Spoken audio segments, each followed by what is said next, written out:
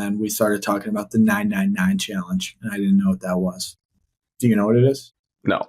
9 beers, 9 dogs, 9 innings. Oh, I've heard of that. I didn't know it was referred to as that.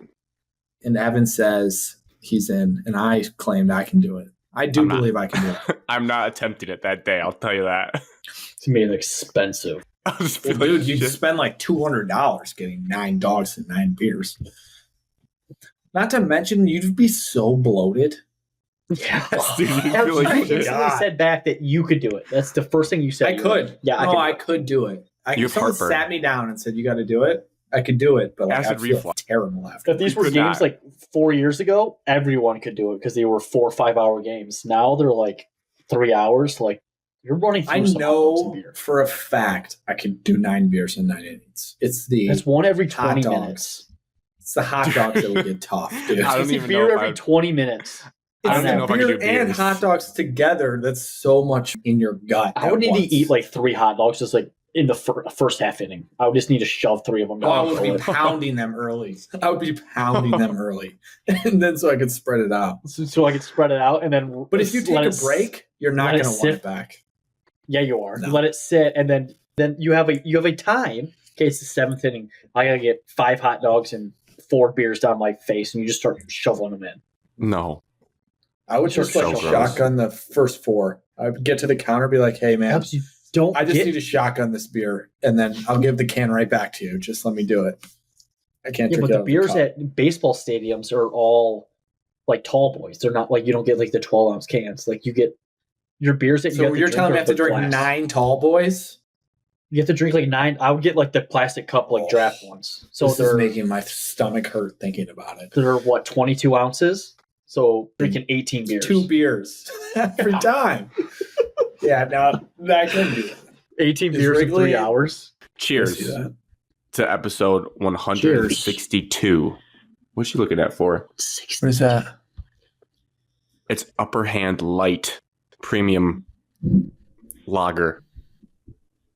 Currently signed in as Evan Cadmus. I didn't want to be. I didn't want you to change my account. Okay. I'm signed in as Evan Cadmus now. Nothing. I just I have realized. iced tea. Iced tea from McDonald's. It's in a cup, dude. Store bought. Lipton.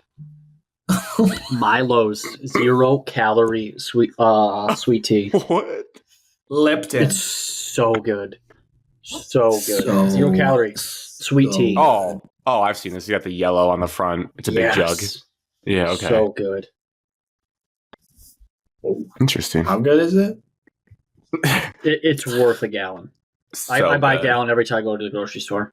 I'm that weird. You guys ever see that neutral commercial for the seltzers where it's that girl with the bob cut and she's like, so good and tasty? Oh. Definitely not. But I don't think that's how it goes, even if I had seen it. It's the tastiest fruit juice. You've never seen that commercial. I'll show you the lady's face. Is Blonde Bob? Yeah. I've never seen this commercial in my life. The tastiest seltzer. It's you'd never forget it if you saw it. All right, well, I'm just curious. That's what I thought. What a weird commercial. So good. It's on Hulu. Grant recommendation. There's some. I don't know if I would call them fans. People listening say we need to upgrade our opening song for our podcast. The song. I agree. It's garbage. Was there any recommendations? They didn't give me a single recommendation because that's the first thing they asked. They just said change it. And I was like, okay, well, give me something to change it How to. old are these people? Or they also said make it longer. How old are these They're on like Oh. travel baseball team, Alex, so you pick the age. children? This is a good demographic. These are people we need to listen to. What do they want it to be? They Like bullied you into Lil touching an alligator, and now they're going to bully us into changing our song. All right, I'll think about it. Bump? I got a question. Sorry, this is just completely not relevant, but I have to ask Evan. Okay. Evan, do you know the dog, Miss Peaches? Dave Portnoy's dog? Yeah, absolutely. How do you not know that dog right now? Well, Grant said that dog was ugly because of the things on its stomach. Because it No, was I did abused. not. It's nipples. Whoa. It's female nipples. Let's just relax, Alex. That could get me in a lot of trouble. Grant was like, not a cute dog. Grant was like, not a cute dog. No. I think it just needs to be whatever you want to call it. You said it's the cutest dog ever. I mean, and I said it's not. A little That's dramatic, all I said. yeah. That's all I said. It's not the cutest dog ever. So, I mean, do you think Miss Peach is a cute dog or no? I think it's a cute dog. I wouldn't say it's the cutest dog of all time, but I think it's a cute dog. Thank you. Agree. And the way that the dog is just so like loving and just see, there's other factors relaxed. that make a dog cute, Grant, besides appearance. But you're shallow in the dog community. And it's calm demeanor. Seems like it's to take care of. Sorry, Evan. Great dog. Welcome in to the #1 all-around sports podcast in the state of Michigan. Maybe you just listened to a new song. No, I'm not going to do it for this next episode. If I do it, it'll be the next one because that would throw people off. Mock draft episode. Yes. Yeah. Draft season. Wouldn't that be next week? Wouldn't that be next week? Or would that be 2 weeks from now? 2 weeks. But we'll definitely talk about the draft next week at some point. Tonight is Tuesday, April 9th, 2024, 8:52 p.m. Eastern Time, 7:52 p.m. Central Time. And college basketball season is over. I'm so happy UConn won. So happy. I'm not happy that it's over. I'm happy that UConn won and not Purdue. I figured just clapping for fun. I figured as much, and we'll definitely get into the game. The men's and women's Final Fours. This is what I have for the show. We'll get right into it. Weekly check-ins for us. The solar eclipse will be a part of that. Love how that just steals the nation every single time. College basketball so overrated. Men's and women's Final Fours. Coach Cal, craziness. Maybe a little transfer portal talk for both of our schools. We're still waiting and seeing on a lot of things, but blog boys. You should write blog boys in parentheses in that blog one. Boys blog season boys right are, now. Well, Grant's deep in there too. Deeper than so he deep. did warn us. He just gave deep. everybody a heads up, like, "Hey, I'm going to have this." Grant's blog boys right now. Transfer portal. Congrats to. Me. I'm not gonna give it away right now. To our winner. I know the winner. We'll get to. I know the winner personally. I know him personally. Yes. All right. I know the winner. Who won? Yeah, let's just. All right, fine. Chad 83722 won. That is no. No, that is Chad Dunnigan, who is famously getting into a Twitter beef with Big Cat and Tony Scheffler on Twitter. And that guy won the bracket for us. Congrats, Chad Dunnigan. You've done it again. He has a secret formula to winning.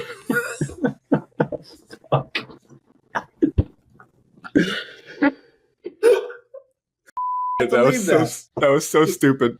Done it again, Chad Dunnigan. It's not as funny the second time, but it's still funny. Still funny. Oh man, this was the results here for us personally. Chad did the thing. Evan, great work, Evan. Best work out of us. Best Evan's ever done in a bracket that I can 100%. Because Evan's notoriously bad. You find the best team and you just pick them. It was that easy this year. You never followed that in the past, it seems, Evan, because you. No, I don't. I'm an idiot. Good. I'm stupid. I learned. Good job. It's a good Official. Growth. Nice. Official top 10 performance for us. Arizona boys. 16th. Whoever came in 17th, we're gonna. That's not appropriate for the show. It's tough because I was doing really well until Arizona lost. And then it's frozen. Second page, I came all the way in 38th place out of 46 people. So pretty bad. Pretty bad. So too many upsets, Grant. Too many upsets. Too many upsets. You see, this was the second. You see the stat on the national championship game? It was like the second biggest average winning margin since they went to 64 teams. What do you mean by just the all combined games? The tournament in general. The teams that won had the second highest winning margin. Oh, it was 14.4 was the average winning margin. It's makes sense. There wasn't that many close games. Correct. That's why people were tuned. We did forget the Texas A&M Houston game. How great of a game that was. There was a lot of good games. For one. I mean, and just in general. But there wasn't as many as it wasn't the March Madness. Like I enjoyed it. There was no. I 100% enjoyed it. This is probably gonna regret this the minute it comes out of my mouth, but there wasn't like a true buzzer beater in this entire tournament, was there? Oh, well, A&M to go to overtime. Yeah. Not a winner though. I guess that's it. Is there usually like game-winning buzzer beaters every Chicago, year? Last year, San Diego State.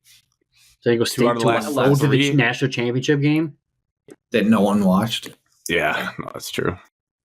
But yeah, we'll get into that.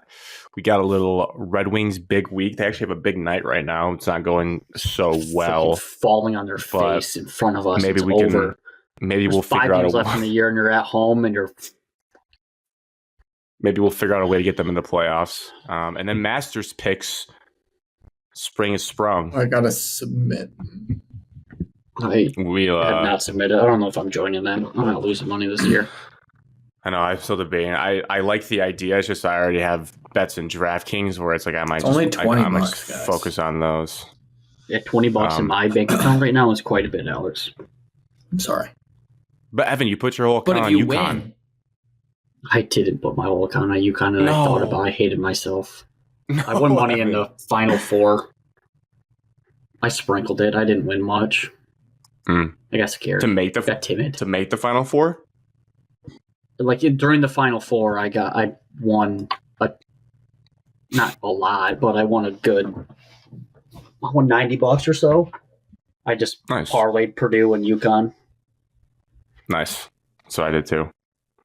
I think I did your bet, Grant. I just did the spreads, but not max spreads. But I could have done max spreads. But yeah, it made me feel safer about it, even though I didn't need it. Yeah, I did like 6.5 and 7.5 both games.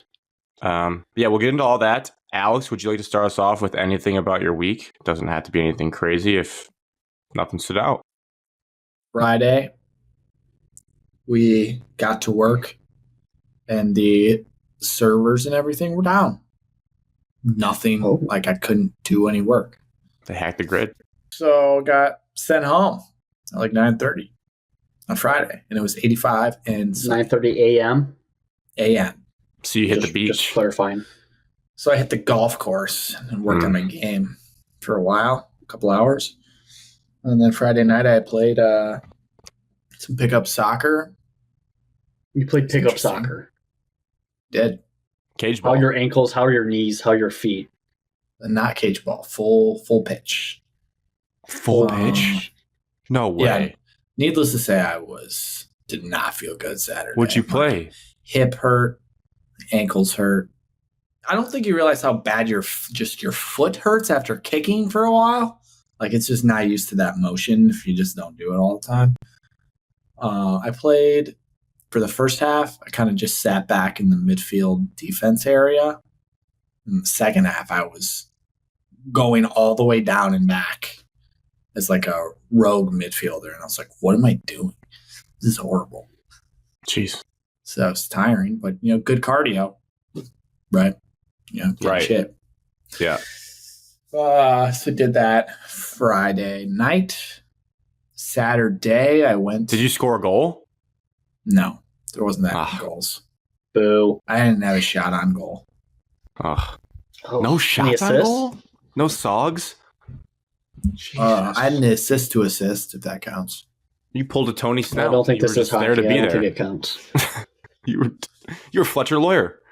I had some good defensive stats, some takeaways. I don't know what they call those. Tackles. Steals. I didn't physically get down on the ground. I would have died. But sure, tackles. Oh my God. And then what? I just realized something. God. How bad do I sound? You sound fine. You didn't sound noticeably bad. Why is your mic not on? I didn't even plug in my mic. It's just sitting right there in the corner of my desk. It doesn't. Is it going to mess it up if I plug it in now? Just leave it. I think it's fine. The closer you sit, like when you just set up like that, you sound pretty normal, I would say. Oh, I just realized that. I just saw the corner of my eye. I was like, what an idiot. That's wild. Red Wings got you all distracted. Yeah, I'm sorry.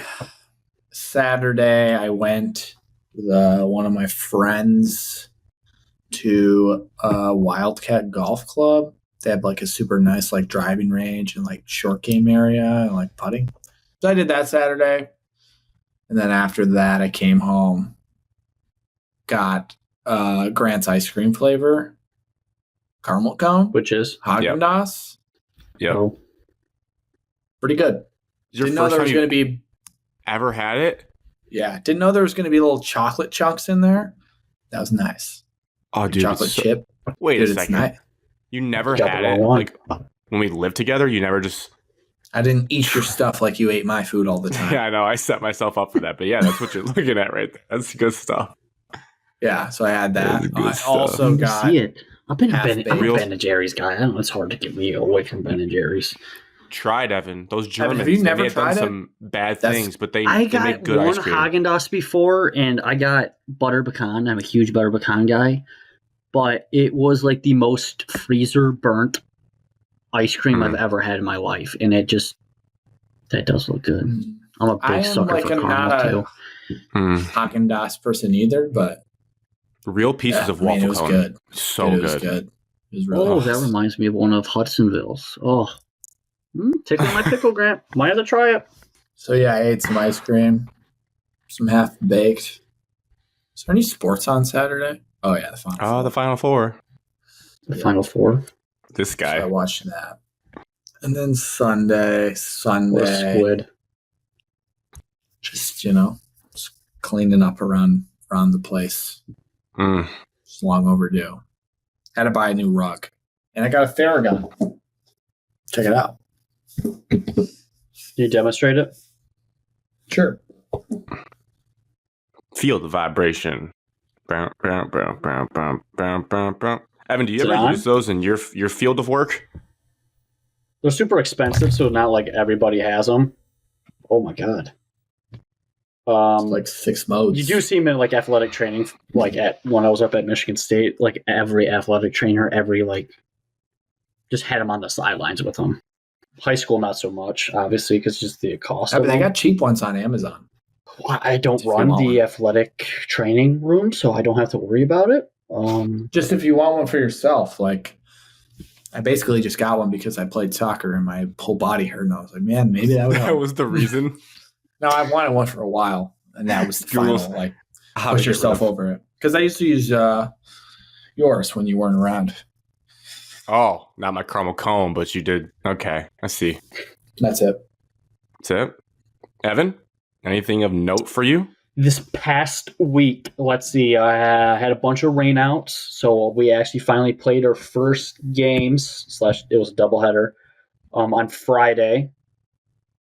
It was nice out during the day, and then it was just super windy, so it was like 50 degrees and sunny, but it felt like it was like below freezing. Windy. Interesting. Battle through it, split the doubleheader. And then other than that, I don't really think anything was that noteworthy. Got to practice outside for the first time today for the travel team, so that was nice. It's been absolutely gorgeous here the last 2 days, if you wanted to know, Alex. Yeah. I've heard it's been not bad, 55-ish. Real nice. I went over to a friend's house and sat and drank and watched the women's Final Four. What was that, Sunday afternoon? Nice. Yeah. That was good. I was a lazy POS all weekend, and it was nice out. I just didn't feel like going to my clubs and actually doing a thing. Nothing this weekend. What I'm not going to do anything. For baseball, Evan, are you helping with JV, varsity? Like for game days, what's your responsibilities? Game days, it's JV, and then I have a handful, so like four freshman games I'll be helping out with. Just because one of the other assistant coaches won't be there, or one of the coaches for freshmen won't be there, so I'll do it. I'm surprised travel starts that early too.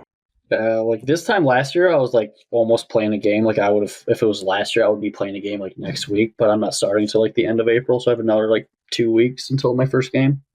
2 weeks from today is my first game. But like the younger travel teams, they start earlier just because they have to get over earlier because of Little League, where I'm going until like the middle to end of July is when my last tournament will be. But I have like I'm taking like the whole week of 4th of July off because we'll be just getting back from Myrtle Beach, and so give them like 4th of July family time. You got a Myrtle Beach trip coming up too? Oh yeah. You own South Carolina. What the hell? No wonder you're going back. What the? Yeah, it's my end of June is I'm going to be in Chicago, be back, work for 3 days, and then leave for Myrtle Beach. Evan is the mayor of Myrtle Beach. Well, the first time I went down to Grant, I did go to Hilton Head, so we weren't at Myrtle Beach, but we'll be going back to South Carolina. Myrtle Beach, a big golf vacation destination, from what I've heard. Yes, I am 100% bringing my clubs. Bringing my clubs. They advertise on Foreplay all the time, like back in the day. Gosh. Have you guys ever heard of the new miniature putt? Like Tiger Woods, I think, owns part of the stake. It's the new drink you drink and play. Putt Shack? Sure, I have no idea what it's called. Pop Stroke. There you go. I did that like not that long ago, a month ago. So I knew a couple people that did it over spring break, and there's one in Myrtle Beach. So I'm looking forward to doing that one on vacation. It's like putt. Oh no! Golf putt. Bye, Evan. Oh no! He forgot to charge his computer too. It looks like this with like bunkers and everything. That one's sweet. Like, doesn't that look crazy? Like, that's a putt course. Yeah. Love how they put Tiger's face in the corner just to let you know that it says. Speaking of Tiger, he's playing in the Masters this week. Oh, you done it again. Oh, he's back. So confusing. To the internet the entire time, so I don't know. Pay the bill, Ben. Wow. Pay the bill. Oh, all you missed was me showing the screenshot of what one of the courses looks like, and it's crazy. It looks like a real golf course. Yeah, it looks awesome. Yeah, it's pretty cool. Yeah. Like, imagine putting on that. I would get dominated by this course. Wait, you guys had nice weather this weekend, and no one hit the links? Well, to be honest, Saturday and Sunday was like mid-50s, but like a little breezy, so it was kind of cooler.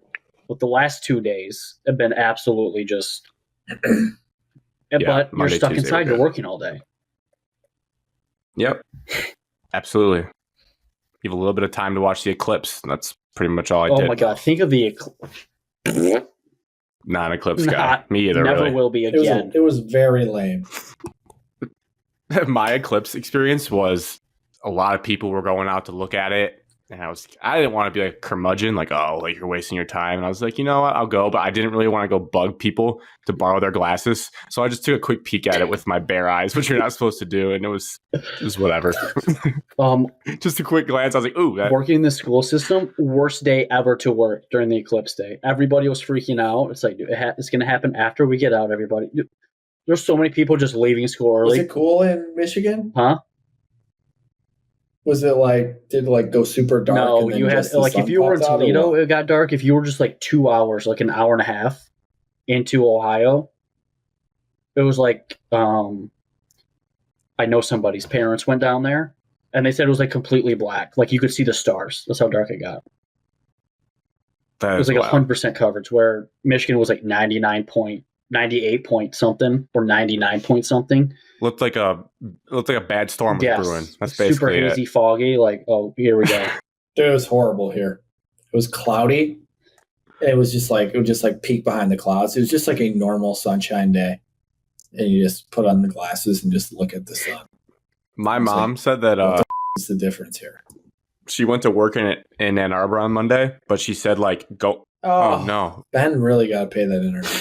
You can keep going. She said going to work, there was just a ton of people going the other way to be a part of the path of totality. And I was like, I cannot believe that these people are like, they were making a pilgrimage to Toledo, Ohio. And there was like all these construction signs and road signs saying like, you cannot park here. Do not stop driving here just to look at it. Like it was a scene, I guess, in southeast Ohio. Northeast Ohio. Ohio was absolutely Northeast crazy. Ohio. It was crazy.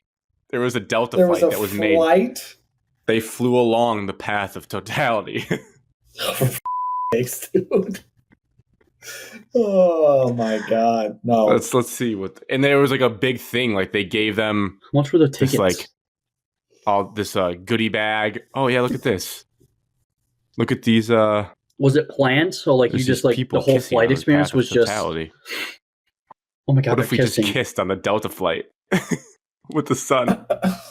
This was like the party, like the crew. They all took a photo before they got on the plane. Like we're about to go off on this adventure. This was just like a you know what shack. For God's sakes.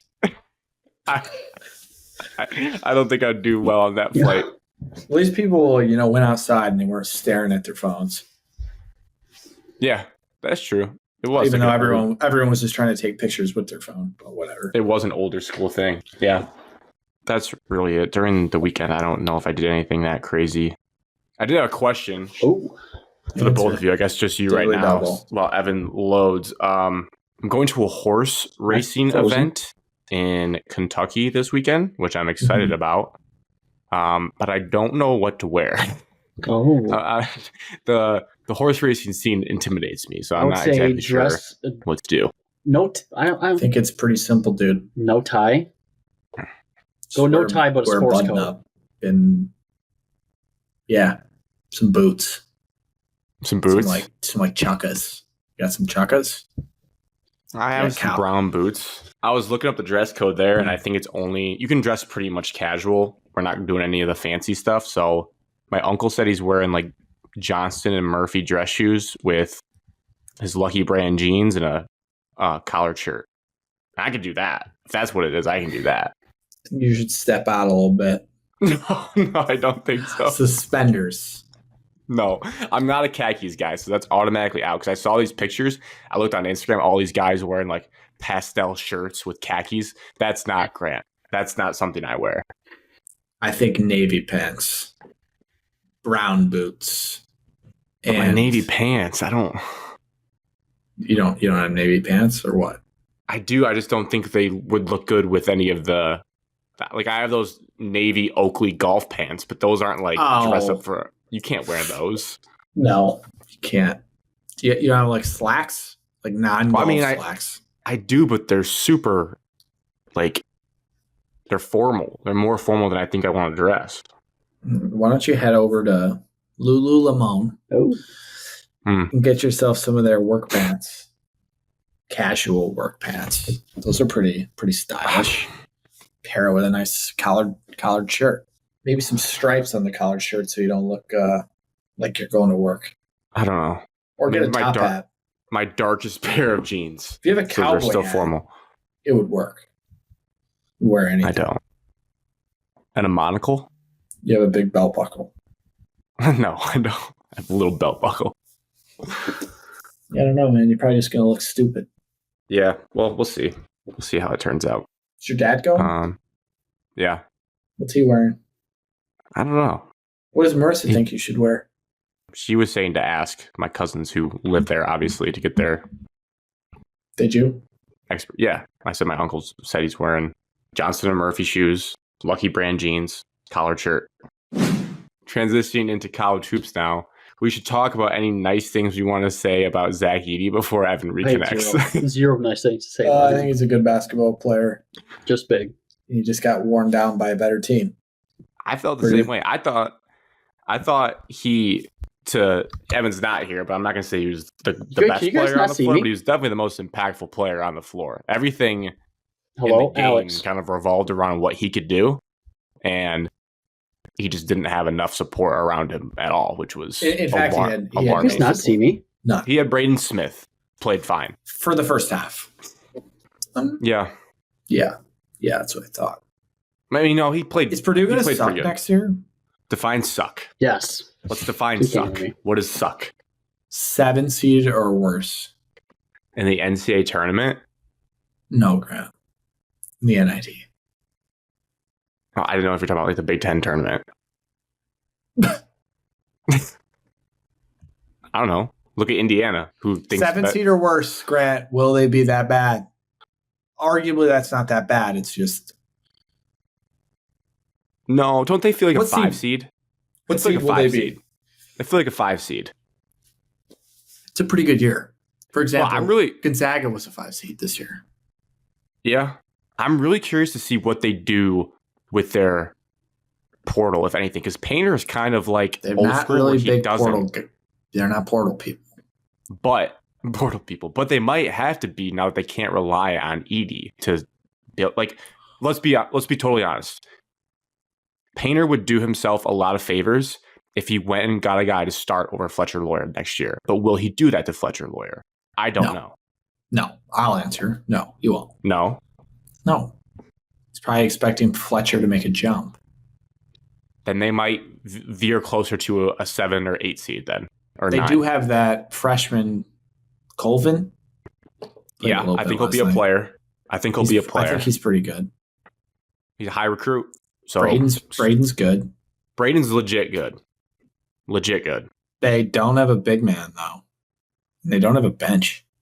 No. I do like, though, Kaufman-Renn. I like him. Oh, he's a scrappy player. He's good.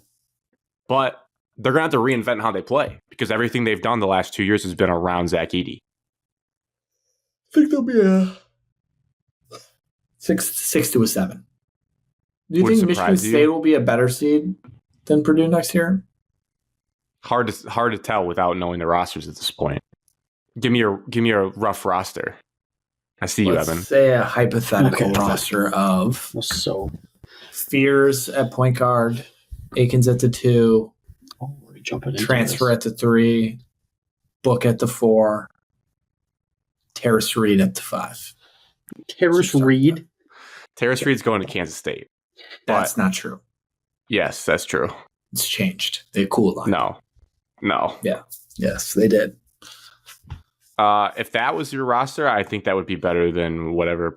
Well, Purdue, if we think they don't use the portal, yes, that would be better. So, Evan, what seed do you think Purdue will be next year? They're not making the tournament. Ooh. So you must think Zach Edey was really damn good. No, he's just big, impactful, a great asset, a good basketball. He's just player. A great asset. That's all he is, just big. First 10 minutes. When you had Big Ten refs, look at the difference between Big Ten refs and tournament championship refs. 37 points, Evan. It's not like he sucked. I'm not saying that. I'm just saying, but he didn't score 90% of his points from the free throw line. Yeah, but he doesn't need to. UConn was still in foul trouble because Purdue's guys flop all over the place. Yeah, but there was a difference. I mean, UConn just every post player let the post player score because he's not going to make everything inside, and then just don't let them shoot threes, and that's. But I really do think that doesn't produce entire offense. I mean, when it's that easy, that safety valve where you don't have to really generate offense because all you have to do is throw it into a 7-4 guy, and 99.9% of teams in America don't have anything that can come close to guarding that. So you think they're going to suck next year? Absolutely. You're losing your transfer point guard who didn't do crap in the championship game. You're losing your post player. Lance Jones. Jones. Yeah, he was a real no-show. He was their starting point guard. Okay, guard. Okay, you're losing a starting guard. Sorry. Starting backcourt member. Okay, sorry. You got Brendan Smith. Okay. But I think Brendan Smith only succeeded because he had Edey. Brendan, he doesn't deserve his first name after yesterday. Oh, Evan, I can't. No, he's a good basketball player. He'll be good without Edey. He's a good player. I don't think he will be. Mr. Basketball in the state of Indiana. He's a good player. And then you also look at their bench that they had. They didn't use anybody off the bench, and they were just a 5-man. Their bench players were liabilities on the team. Besides Gillis, but he was a former starter. He was the only one worth 2 cents. He's gone. He's like Can you name a bench player for Purdue? Yeah, Miles Colvin. Never heard of him. He's a true freshman. He's going to be decent. The first kid came in and he got absolutely dummied by Klingon right away, and they had to put Edey 30 seconds later, he was out. Here's a question for you. I think a pretty good one based on where Evan's at. I think I know his answer. But would you say, all right, I'll set it up like this. Since 2014, so we're going a decade now. A decade. Senior year, Grant. Senior year. So not Purdue's had big men, but not always Edey. They've had variations of an offense. They had the Trevion Williams years. In that time, 10 years, they've finished less than fourth in the Big Ten one time, and that was the COVID season. No, actually, that was the year leading into COVID, so it was 2019-20. One time in 10 years, they finished less than fourth in the Big Ten, regular season standings. Do you think that happens next year? No. I don't know. I don't think the Big Ten's going to be worth a damn next year. To your point, they'd have to be less than fourth, Evan, if they're missing the tournament. You'd think top four in the Big Ten I think they're going to be hovering around. They're going to be like every other Big Ten team. They're going to hover around 500. But I don't think they're going to schedule as their non-conference. I think they're going to do a bunch of cakewalks. Like this year, they beefed up their schedule because they had Edey and they knew it was a cheat code. Boost their resume, boost all that. But this year, next year, I don't think they're going to do the tournaments like they did this year. They're not going to go out and play Gonzaga and Alabama on a neutral site. Are you going to be surprised next year when they're a 4 seed? I would 100% be shocked if they're anything higher than a 5. I'm comparing it to Nebraska. To me, it's hard to imagine they wouldn't be as good as Nebraska was this year. So I think they're safely in the tournament. I just don't know how high they are. There's so much we don't know. There's so much we don't know about them. They'll make the tournament. They could get a transfer here the next 2 days. That's 7 foot, 6'11" kid from. They could get the kid from Arizona. They could get the kid from the 6'11" Harvard kid. Yeah. Well, that's the Big Ten in us. On the other side of the coin, we had Connecticut. I know Alex might call me prisoner of the moment, how I think everything is the greatest. They're not the best college basketball team of all time. Don't say that.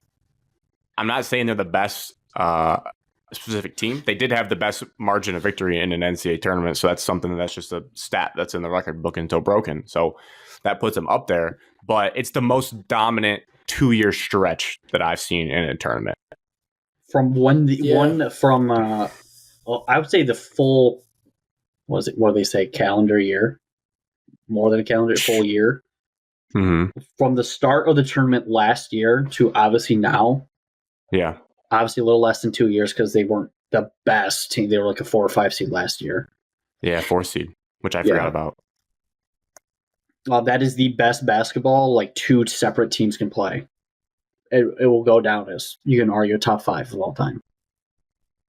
Yeah, I do remember different too.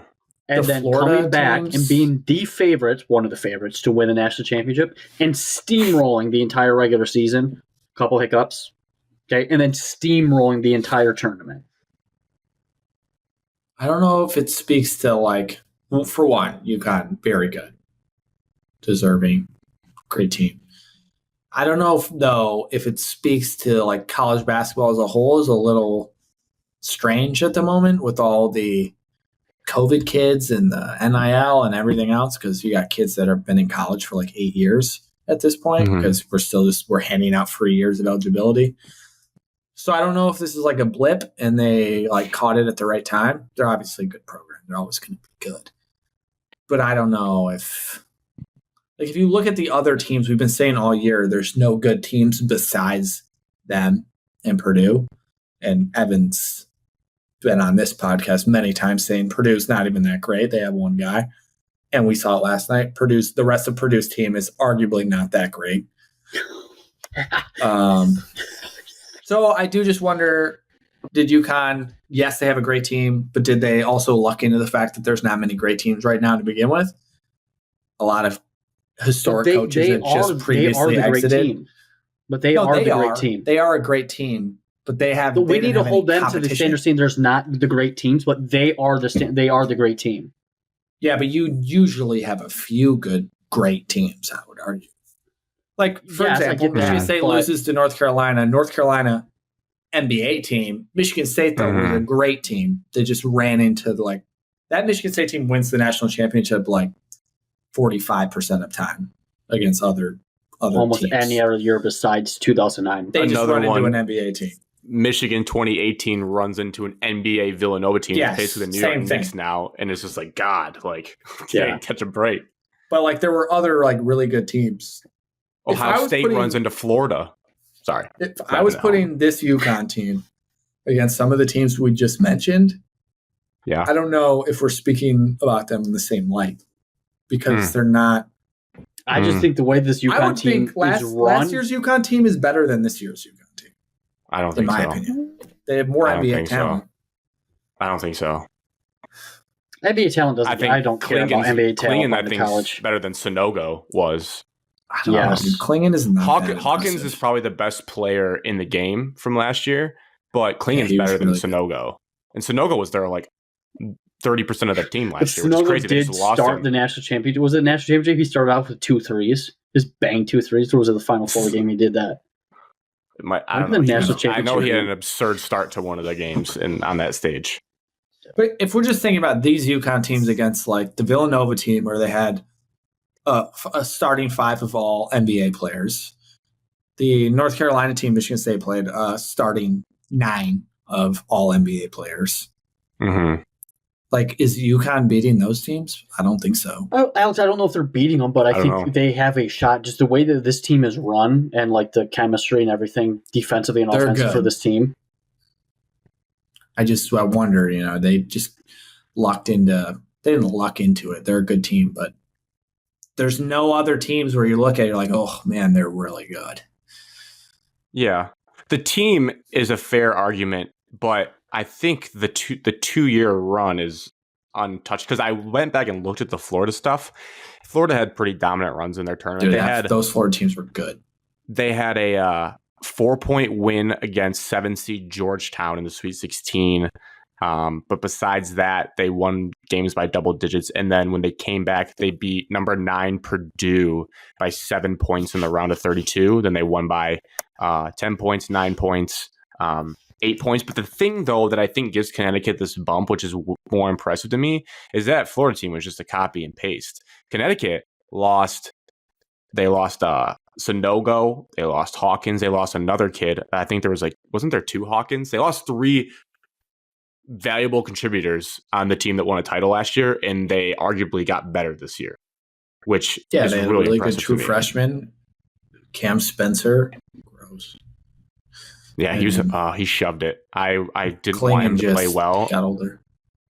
And Cam Spencer, good for that kid because he was just a problem the entire night and was grabbing. He had 8 rebounds at one point in that game. And I looked at Marissa. I was like, there's no way that kid should have 8 rebounds in this game that's supposed to be dominated by 7-foot mutants. And he's just grabbing boards. Do you guys think 2018 Michigan would beat this UConn team? Because I think they could. Sure, but I don't know. They played better than Purdue, but I don't know if they'd win. 2019 Michigan State? Same thing. Better than Purdue, but I'm not sure they'd win. I'm not sure they would win either. 2019 Duke? We have a lot of stand and watch guys on offense where UConn is constantly moving. Oh my God. It made me, I was getting tired watching it. Just watching them run off ball screens. It's insane. Those future high school, college, like I'm going to be watching that film and just writing like plays down like the entire time. Just like it's probably like all set plays, but if it's somehow somebody like is able to say, oh, this is their motion offense and they do the same action over and over again, which kind of looks like it because it's like ball screens or dribble handoffs with it running through their post player. Just so beautiful. If you're a purist. That's why college is better than NBA because you don't get that in the NBA. It's just all isolation and matchups. 2015 Wisconsin beats this UConn team. I feel good about that one. Potentially. Close. But I think the Duke team, I think the UConn team beats this Duke team or that Duke team in 2015. Well, I think 2015, the national champion, that Duke team, I would say Wisconsin was better, but they didn't win. But I think this UConn team would beat that national champion of Duke. Well, the classic thing the day after a national championship is to find out if this team is better than the other national champions. Well, I saw an article like the first 2 hours I was awake was saying that this UConn team was one of the greatest college basketball teams of all time. I was like, oh, yep, here we go. I don't think so, personally. I think they're a very good team, very deserving of a national championship, but I don't think they stack up. I mean, how you argue it, people always say, well, like you, Alex, you're like, well, there wasn't NBA talent on it. And I was like, well, that's not college basketball. I mean, they have NBA talent. I don't think an NBA talent should be the marker of like how good it's not the only marker. It's not. But ultimately, good teams, great college teams that run into great teams with NBA talent usually lose. If you can be a great team and have the sprinkles of NBA talent, you're probably gonna win the title. Has anybody ever won a title with no NBA players? Probably not. Probably not. Red Wings lost 2-0. The Red Wings lost. So stupid.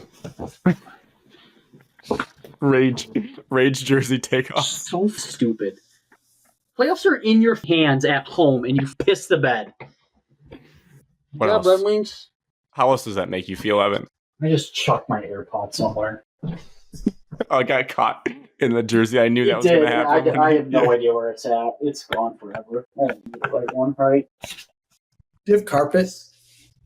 No, I don't have carpet. It sucks. I have no idea where this thing went. Someone slow down the tape and find it. Is your room upstairs? What? Is your room upstairs? What? Yeah, it is. Is Ben's upstairs too? Yeah, Ben's trying to sleep. I heard him walk up the stairs recently. He's trying to sleep probably right now, and I'm just being a jackass. I don't think it's in this jersey. I have no idea where. Why is Ben going to sleep at 9:30? Well, he's at least laying in bed. I don't know if he's sleeping. I don't check his schedule. Hey, don't tell me when you're falling asleep. He better not be looking at Twitter or TikTok. He told me that he deleted Twitter. He doesn't have it. Yeah, him and I have a pact, so he better be following it. He's on it through Safari right now. Where did this thing go? Probably in your bed. You're gonna wake up with it. I mean, that was a crazy move. Those things are hard to track down. It's in my room though. That's a good thing though. Well, we can't be sure. Do you have any windows open? You certainly I do have a window open, but there's a screen in it. No, I think it flew out that thing. While you look, I guess let me make my other points. I was trying to think if there's anything else. Oh, I had one for you. Actually, let me wait till Evan sits back down because I want him to focus for this one. Let's talk about the girls' game for a second because I do think the parallels between these two was crazy. Very similar. Crazy similar. Best player on one team, bad supporting cast, good team wins. It just caught up. It was crazy. We all knew it was going to happen. For both teams, like if you said, let's say, you found it. Let's use most impactful for Evan's vocabulary. So the most impactful player in each team was Zach Edey for Purdue and then Caitlin Clark for Iowa. And then you would take them first if they were taken first. The next 4 players in those games, the best players were on the other team. Yeah, like 100%. Absolutely. I mean, it depends on what kind of game you want to run. Like if you're a coach, like oh my god, what was her name? The 6'7" girl that just towers over everybody. Women's basketball. Yes. Cardoso. If you're like a sick person, you're like, I want a rim protector and I just want the biggest person on the court. You would take her over Clark. Obviously, Clark's like the sexy pick because she can shoot from anywhere on the court. Everyone would take Caitlin Clark. No coach in America would take anyone but her. The biggest women's basketball player of the last like 3 or 4 years. Matt Painter would take her. Would take Cardoso. Yes. Probably would. That's a funny meme. That could be a meme for sure. But yeah, it caught up. The good team play. South Carolina kept bringing these freshmen off the bench. I'm like, they're better than any single person on Iowa's team. I don't know if this is a little in the weeds, but there was one fast break in transition in that game where a girl, she had like one of the smoothest behind the back moves I've ever seen. She didn't finish the layup. And I was like, there's no chance anyone outside of Caitlin Clark can do that move on Iowa. It was just like, these girls are a different tier. But credit to Iowa for fighting, I guess. It was a fun 2-year run for their fan base. Didn't end in the ultimate prize, but 3-year run? They won 3 Big Ten tournaments in a row or something. Oh, right. I'm talking about the, obviously 2 NCAA tournament runs. But yes, a great stretch for them.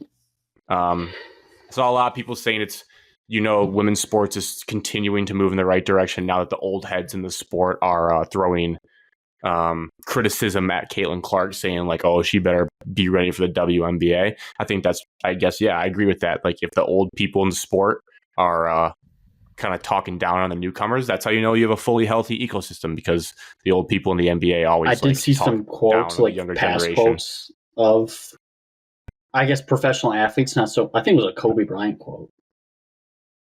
It said something like, "If you're good, they respect you, but if you're elite, they hate you." So it's basically like the whole WNBA is kind of like fearful, or they hate her just because how good she is and how talented she is. That's why they talk. They hate us because they ain't us. Yeah. It also doesn't help the hating narrative that like half of ESPN's WNBA personalities are from UConn. And the other one, Aliyah Boston, was a South Carolina player who was like celebrating with the team on the court, hugging the coach after they won, which I thought was kind of wild. I know she was on the team last year. So that was like Grant, her. Is your hate for Caitlin Clark changing because she's getting too much hate now? So now you are rooting for her? What? She is a whiny. What's up, brother? She is. She does have LeBron tendencies, but I enjoyed watching her play. Mainly the LSU game was like in awe of her performance in that since birth. No, I'm not as much of a hater as I was, because I figured you just got to start betting on these people. Like I said, my revelation. Well, you are addicted to gambling. And if you're addicted to gambling, this is a great time to mention you can call the gambling hotline at, don't know what it is. It's like 1-800-GAMBLE or something like that. 1-800 I'm addicted to gambling. No, there's a helpline that has to be help helplines. Today. 1-800 I don't need to know it because I'm not addicted. Alex, he's not addicted if he wins all the time. He doesn't. He's been losing quite a bit. Nothing's worse than Alex has reached out to me personally and asked if I could try to get Alex, I seen this. We had witnessed this guy hit 2 first game baskets and won $100 and some on the weekend in 2 bets. It was wild. I love that kid. My mind came into my head when I saw him put that hook shot in the national championship game. I was like, I'm not going to bet the entire postseason next year and just wait for Grant to tell me who's going to score the first basket in the Final Four. That's going to be my bet. And then you'll lose every time. Honestly, though, it would never happen again. The full story of that is I came out net even because now it's out. It's not a lot of bets if you did net even. No. It's not. I shut that up. But it's not how you guys think. It's because we went to that Sweet 16 game, and I remember walking away from that being like, they just feed number 4 to start every game. Like I remember being like, oh, Edie's gonna get the ball. They just kept throwing it into Kaufman and Wren because the team thinks it's going to Edie, so they get him involved. And those tickets were like $160, $150. So I basically won my money back on that ticket from his next 2 first baskets, because I was like, they're just going to keep pounding. So you got a free ticket. You won a free ticket based off those bets to a Sweet 16. Yeah, that's basically what happened. Because I was like, I'm just going to ride this beer kid. At the game. But not free blue lights. Those were like $12. Crazy.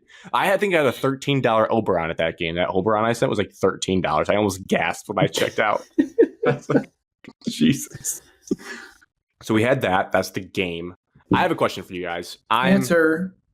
I think I'm a fan of Dan Hurley. His antics, I think I wouldn't like. But story about Grant. Personal time. There was like a CBS News 60 Minutes thing growing up on his dad. I did a project on his dad in college. Did you actually? Yep. Yeah. St. Anthony's Majors. Coach. Yeah. Ken Majors. We got to do the coaching basketball state class. Titles. That wasn't coaching basketball. It was principles of coaching. Sorry. Principles of coaching. I remember watching this documentary or segment as a kid. And I was asking my dad all these questions, who is this guy? 26 titles, whatever. This guy seems awesome. And I just remember, before I even knew about his sons that were basketball players, I was like, this guy's awesome. Same way. There's something with the Hurleys that I like. First. They're psychopaths. And I know other coaches I probably would not like that acted that way, but I have a soft spot for the Hurleys. And I think he's awesome. He's I looked it up today. He's 51. My question for you guys. If you were the athletic directors of Michigan State, co-athletic directors, Co-athletic director Alex, co-athletic director. Gosh, you guys are getting in a lot of arguments. About tough to make decisions. We would never be able to hire a coach.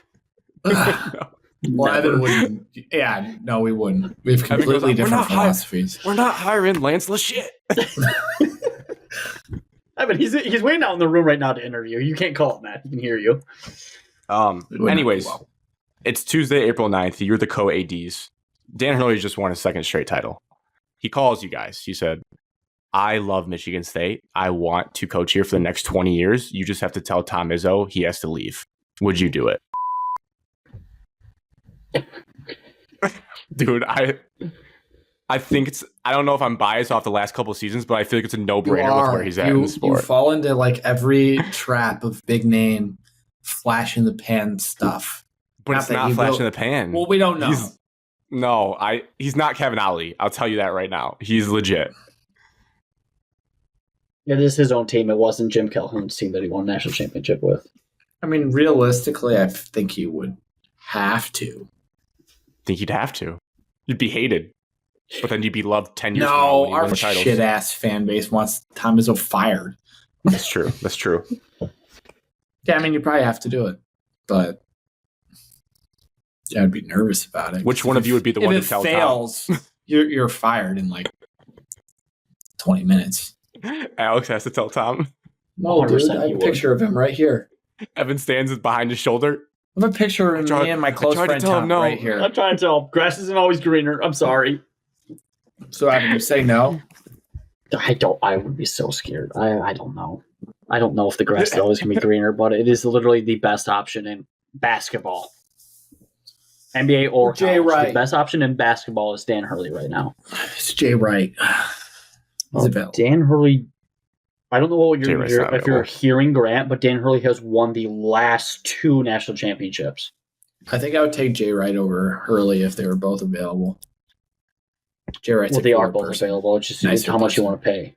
Kentucky's going to learn the hard way. Like, how much do you want to pay for a coach? To deal with your fan base. That's basically what it is. He's a lot, though. He's a lot to handle. Who? Dan Hurley? He's a psycho. The passion and energy to... That was sick. Yeah, because Zachy's a bitch, so he deserved. Grant, if Tom Izzo did that, you would think he's a clown. No, I like Tom's passion. I've never made fun of Tom for his on-court antics. Okay, well, a lot of Michigan fans complain quite a bit about Tom's antics. Won't complain about. In fact, the entire country complains about Tom Izzo's antics. Field. When he ripped Gabe Brown a new one on national TV, and everybody thought he was assaulting his player. Yes, I do remember that. The Aaron Henry, he just was yelling. But Charles Barkley stood up for him right away. Yeah, but the problem is, like, why don't people go berserk on Dan Hurley? He's a nut job. Well, I think people do, 1. And 2, I think that's something that's from hearing Tom in that part of my take interview. I think he's just got hopefully seeing Dan Hurley act like a psychopath and people not really care gets him back a little bit to his ways. I know he's older, so he might not physically have that in him still, but I hope it's eye-opening to coaches that old school works if you just win. Is that the answer, Evan? Correct. Just win? It's win. Yeah, if you win, nobody cares. Nobody cares. Because everyone turns, if you win, everybody turns it into passion for the game. You lose, everybody turns it into assaulting your player.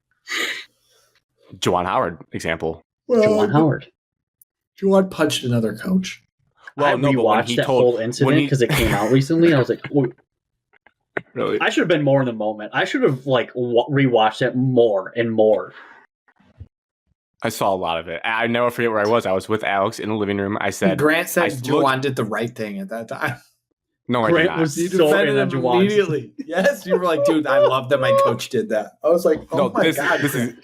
This is exactly what happened. There's probably an episode of it when we talked about it, but I could tell things were testy because I could see the body language. I looked at Alex and said, this handshake line might be messy. I said that, like something to that extent to Alex. They start walking. I said, oh, here we go. I'm standing up, pointing at the TV. And then he slaps throw hands. I remember exactly where it was. And then he slaps Krabenhoff. And I said, oh my God, that's awesome. And Al goes, no, Grant, that's bad. That's too far. And I was like, oh my God, you're right. He might be fired. No, Grant, you can't punch people in public. No, Grant, it's not allowed. Yeah, Alex was the voice of reason instantly. I was just ready to fight, and then he was like, "No, dude, it's just bias. If you're biased, because then the Michigan helmets tunnel situation happened, and then Alex and I are sitting on here saying like, that was actually kind of cool." And Grant's like, "Yeah, put him in jail, lock him up." I was only mad because Grant was the most dramatic person I've ever seen in the world during that, and he insulted our university to the core, including insulted our education. So just the crump. That's the only guy. Grant insulted us on a deep, emotional, out of control, personal in fairness, level. Grant, if we knew at that time what was going to transpire with our head coach, I think we would have just been like, "Yeah, just fire the entire staff. Get him out of there. Get him out of there." I saw Harlan Barnett punch a kid. Yeah, he's involved too. Check the tape. The tunnel wasn't nearly as bad as the sign stealing, but whatever. Right. Sign stealing got a lot of people injured. Coach Cal news. Speaking of coaches, that's kind of wild. That's kind of wild. Any thoughts that you guys had from it? Yeah, that was the deal. Clear Kentucky kind of wants him gone anyways. I don't know how our friends stay up so late. Like, I don't get that. Like, it was like midnight, 11:30. People still texting. College. I was also just great, just mind blowing to me. I'm waking up at 4:30, reading that text message. Like, what happened? And Grant's best friend, that's all I was thinking about watching the news the next day. It was like Grant's best friend, Pete Pham, was the one breaking the news. Oh, God. Not Pete. I don't know how Pete got into that thing. That it was like, they why completely changed his job title because all day, the next day was just like college sports reporter, not college football reporter. Yeah, he's breaking news and all. Yeah, but Coach Cal's running away from the fans. That's what it is. He's running away from his problems, and this is the easy out for him. I respect it. There's rumors that he's been searching since February. There was Ohio State. There was a rumor that he wanted to go to Ohio State. I told you guys when we talked about candidates. Oh wait, I think that was with Ben and Colby. I mentioned that Coach Cal was actually being talked about on the Blog Boys. Like, he would consider Michigan. Turns out it was not the craziest thing because he was looking to leave. Just he wanted to go to Ohio State, not Michigan. Both. Would you tell Dusty to hit the Dusty Trail? Got him on for fire Cal today. Yeah, for Cal, no. I would take. Oh, I would. I would keep Dusty. See ya, Tom. I don't. Let's bring in Johnny. Cal's good. Cal will work at Arkansas. But Cal would not work at Michigan because we're not giving him $5 million a year. I don't think, to just buy a team. I don't think that's happening at Michigan. Where's Arkansas getting this money? Tyson Chicken. They're fake chickens that they illegally raise with a bunch of. Hey, I like their like ready to go grilled chicken strips and salad sometimes. Farm factory things or. Watch a video on that, Grant, and see how disgusting that chicken is. Really I know, but like Fairlife chocolate milk is so good, and they don't do cows well. I don't look at those things. They pump these Tyson chickens in with like hormones coming after me to get super fat, super fast, so they die quick, but they get plump. It's all fucked up. I mean, what about Brazilian buttless? It's the same thing. They don't die right away. And the chicken gets like 4 inches of space to move around, so they're not active. They die immediately, and then you eat all those shitty chemicals and antibiotics. Real good for you. Do you guys have any desire to hear a juicy, unverified rumor about the Coach Calipari situation? Or Grant, I would say absolutely, because it has nothing to do with Michigan State. So go ahead. Okay. This is what I read today from Chili Donovan. If you're listening to this, I think you're allowed to share it as long as it's not a screenshot on Twitter. But if you like this information, you should go subscribe to his thing for a couple months, saying that to the listener so he doesn't get mad at me if he ever hears this, which he won't. So apparently John Calipari doesn't have an agent. And then in his contract, if he was going to negotiate with another school other than Kentucky, he needed to let the school know. I think we all have seen that kind of now, that he was supposed to let them know. So as a workaround to this, he did let them know that he talked to Arkansas. No, he didn't. He did not. That was reported like the day it all came out. No. Yes. I'm confident. Yes. You're wrong, because it wasn't until like maybe today. Rumor's wrong. No, I'm just telling you, Alex, you're wrong on that. He did not tell Kentucky that he was talking to Arkansas because Kentucky's AD was not reaching out to coaches because Cal had not told him that he was talking to Arkansas. And so he didn't want to violate his contract. I thought they couldn't talk to coaches until Cal was gone, until he left, until he resigned. That's why he hadn't talked to him. That's part of it too. But like Cal hadn't been told, didn't tell anyone from Kentucky what he was doing. This is what happened. So he doesn't have an agent. So what he did was he talked to his longtime friend and athletic director at DePaul named Dwayne Peavy. So Peavy handled all the negotiations with Arkansas and allegedly leaked the details on purpose to put pressure on Kentucky's athletic director, Mitch Barnhart. The hope in this plan was that the boosters and fans of Kentucky would get mad at the AD Barnhart to try to get him to keep Coach Cal at Kentucky. And then Peavy, Calipari's friend, would then take the UK athletic director position, keep Coach Cal, and save the day. But then Kentucky AD said, and told Calipari, you have to go to Arkansas or we're firing you with a buyout. So that's what happened. That's pretty juicy. That was like some succession shit, if that's true. Trying to plant your own athletic director at the school that currently hates you. I think Coach Cal, and rightfully so, I just think he totally underestimated how mad the fan base is at him. I think he thought like people wanted him there still. And now he's running to Arkansas. But this is crazy. Like I said, this would be like Izzo going to Illinois or Maryland in a couple of years. Would be in nuts. Conference. Like not your direct rival, but like a different school that you definitely don't like in the SEC. Yeah, that's worse than you. Kentucky, best team in the SEC, Michigan's best program, Michigan State, best program in the Big Ten, and then going to like the JV program. Certainly interesting. But did you see that? Alex, did you see that list? I don't know. I saw some list and somebody was like the top 10 college basketball jobs, like at any time, and Arkansas was above Michigan State. Oh no, lists are bad. They're for people like you and I to talk about. It's the point of the list. They're bullshit.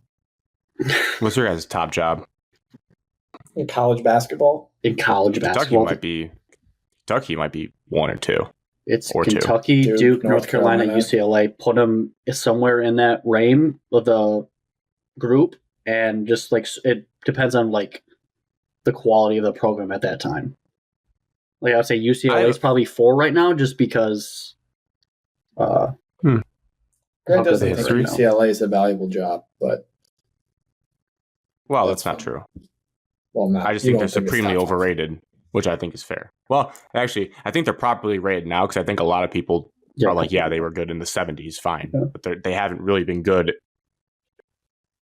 Well, they made the Final Four in the early 2000s. So I'm a huge Texas guy. I think any athletic job in the Texas field it should be like run out.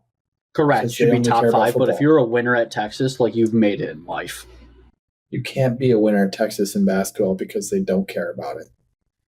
Well, they were one half away from making the Final Four in the state of Texas. They don't. Well, they actually do because they just built a brand new Baylor and Texas got a brand new basketball. Yes. You know why Baylor? Because they're bad at football. Dave Aranda has an issue with you. Top 5 now, right? UConn's always been a very. You could argue UConn is number 1 since '99. They have the most national championships since '99. It's not even close. Yeah. Oh, Kansas is top 5. I'm sorry. I didn't think. Hate Kansas. The one I would be curious about. What Duke needs? Cameron Indoor's the most overrated stadium in all of sports. It's not cool to be crowded like sardines. It's not cool anymore. Get over it. Build a bigger arena. I have a question about Duke because I do think like they obviously come up in the discussion of best job, and I think Coach K built it up so much that they probably are in a good spot. But that always was intriguing about that job because they weren't really much before Coach K. Like talk about building a program into the behemoth it is. Like it's a little bit intriguing. Like UConn sustained different coaches, Kansas, Kentucky, even North Carolina to an extent. I'm interested to see where Duke goes in like 10 years from now, what we view Duke as. Duke's not going anywhere. I don't think so. But they built it up so much, Grant, that name and brand can just sell alumni. The alumni base of basketball players will forever have them. Yeah, recruiting. True. They'll always come one of the best players in the NBA is. And I do think Cooper Flag is going to be unbelievable next year. Yeah, they also just got. They're still recruiting at the highest level every single year since Coach K's left. They're like number one. Yeah, they're not. That's true. That was a terrible take. I was just thinking out loud. Glad we workshopped that one. Slot like number 9. Top 10. We're up there. Top 10. I think we're above Villanova just because Villanova's facilities. I mean, to say that your home arena is an NBA that you have to commute to. Well, we're also seeing Villanova pre-J Wright, not that great. Villanova post-J Wright, dog shit. I mean, Michigan State pre-Tom Izzo wasn't that good. You had 1 year because you had one of the best players of all time that ever picked up a basketball on your team. That certainly helps. They were like Michigan respectable. State would be better than every SEC job except for Kentucky. Yes. Be better than every Big 12 team besides Kansas. Better than every Big 10 be better than every Pac-12 team. Besides UCLA. Well, Grant, you could argue UCLA. I think Michigan State for UCLA. Now. I think Michigan State's fine to stay above Indiana and Purdue for now, but those are just like Indiana's a sleeping giant. Like if they ever got the Michigan right, State will always be above Purdue. I don't care about Purdue's fans. Don't care about that program. Indiana's probably above Michigan State in terms of just pure job, but like no one wants the job. But nobody can make it work. Right now. Nobody can figure it out. No, it's like the code you can't crack in college basketball is Indiana. The state of Indiana basketball talent is significantly richer than Michigan's, and they have all the historic aspects you need. Yeah, Indiana's a great job, and it's actually remarkable how dog shit they've been in our life. Alex, I have a job for you, actually. Okay. You create a prep academy empire in Michigan, and so all the talent in Michigan doesn't leave the state. I don't have the funds to do that. Monty Bates' dad tried to do this, I think. Yeah, what do you mean they tried? It was dog shit. You tell me Bates Academy didn't work out? Is there honestly that many good basketball players in Michigan anymore, though? Probably. Not really. Top Michigan players going to Michigan. Who? Grand Rapids. There's a couple sweet players at Orchard Lake St. Mary's at Michigan. Fat Brooks is going to Michigan. State's Trey McKinney is the best player. I think 2025, actually. You have Jawan's favorite assistant coach's son is at Saline. I named a lot of the Michigan players in the last 5 years, and they all kind of stink. Cassius was Jesuit, baby. That's the last good one. Alex's perspective. Akins, Brooks. Grant loves Pierre Brooks, so. Foster. Yes, Detroit Douglas, baby. Yeah, but these are not NBA players. Michigan used to breed NBA players. Not right now. Xavier Tillman was not one of the top recruits, but Devin Booker was so early. Xavier Tillman won Mr. Basketball in Michigan. I don't think he did. He lost to Foster Loyer. Oh, he's the year before. You don't remember watching the state championship game? Clarkson versus Grand Rapids Catholic? Yeah. Foster was like a sophomore in that game. I don't think so. Yeah, also, who are we comparing the past amazing players if Foster's winning Mr. Basketball? And he was a great player. I said before there's not as many inner city schools anymore because of the public school system in big cities. Yeah. Xavier Tillman was the number one player in Michigan. Okay, overall ranking though, Alex. 85th in the country. Okay, thank you. Okay. Still pretty good. You give me anyone top 100, I think I got a star. That's how my brain works. Because Butler, we never get anyone top 100. Josh Jackson, 2016. Yeah. Number one player in the country also. He was a big deal. Yeah, he did play high school basketball in the state of Michigan, Alex.